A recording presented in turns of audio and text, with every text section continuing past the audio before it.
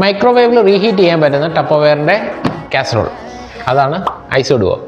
അറിയായിരിക്കും, നേരത്തെ നമ്മൾ വീഡിയോ എടുത്തിട്ടുള്ളതാണ്. ഇതിപ്പോൾ ബാക്ക് ഇൻ സ്റ്റോക്ക് ആയിട്ടുണ്ട്. ഇതിൻ്റെ ഫീച്ചേഴ്സ് പെട്ടെന്നൊന്ന് പറയാം. ഇത് 2 കണ്ടെയ്നേഴ്സായിട്ടാണ് ഇത് വരുന്നത്. ഒരു ബേസ് കണ്ടെയ്നറുണ്ട്, ഒരു ഇന്നർ കണ്ടെയ്നറുണ്ട്.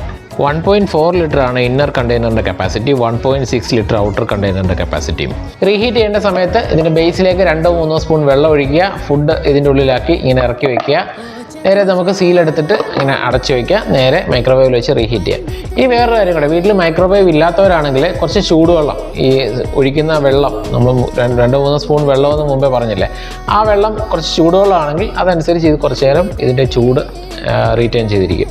ഇത് വാഷ് ചെയ്യാൻ ഭയങ്കര എളുപ്പമാണ്, മാത്രമല്ല ഹൈജീനിക്കാണ്. സാധാരണ കാസറോൾസിനകത്തെന്ന് പറഞ്ഞാൽ ഈ ഭാഗത്തായിട്ട് 2 ഹോൾസും ഒക്കെ കാണും. ആ ഹോൾസിനകത്തൂടെ സോപ്പ് വെള്ളമൊക്കെ അകത്ത് കയറും. തിരിച്ച് പിന്നെ കഴുകിയിട്ട് ഉണക്കി നല്ലപോലെ ഉണങ്ങിയില്ലെങ്കിൽ ആ സോപ്പ് ചിലപ്പോൾ തിരിച്ചിറങ്ങി വരും.